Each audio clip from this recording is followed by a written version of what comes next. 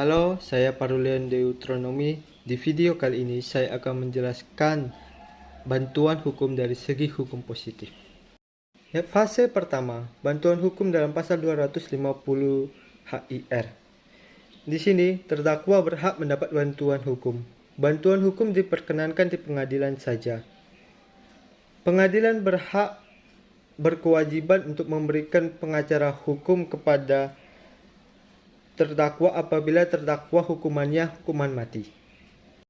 Fase kedua, yaitu UU nomor 14 tahun 1970 tentang kekuasaan kehakiman yang terdapat di dalam pasal 35 sampai 38, yang dimana perubahan UU nomor 48 tahun 2009 dan juga UU dalam KUHP. Di sini Undang-undang tentang kekuasaan kehakiman, terdakwa berhak mendapatkan bantuan hukum mulai dari penyelidikan dan penyidikan sampai di pengadilan. Sedangkan undang-undang dalam KUHP bisa kita lihat dalam pasal 54, pasal 55, pasal 56 ayat 2, pasal 60, pasal 61 dan pasal 62 ayat 1.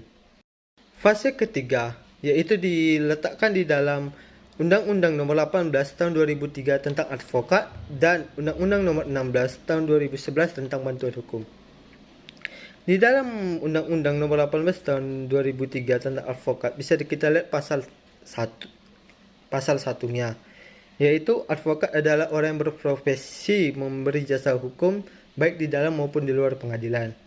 Jasa hukum adalah jasa yang diberikan advokat berupa memberikan konsultasi hukum, bantuan hukum, menjalankan kuasa, mewakili, mendampingi, membela, dan melakukan tindakan hukum untuk kepentingan hukum klien.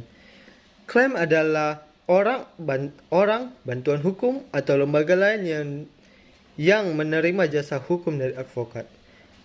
Organisasi advokat adalah organisasi profesi yang didirikan berdasarkan UU ini.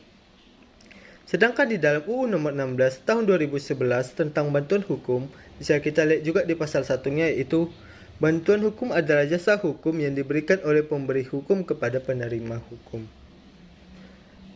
Penerima bantuan hukum adalah orang atau kelompok orang miskin. Pemberi bantuan hukum adalah lembaga bantuan hukum atau organisasi kemasyarakatan yang memberi layanan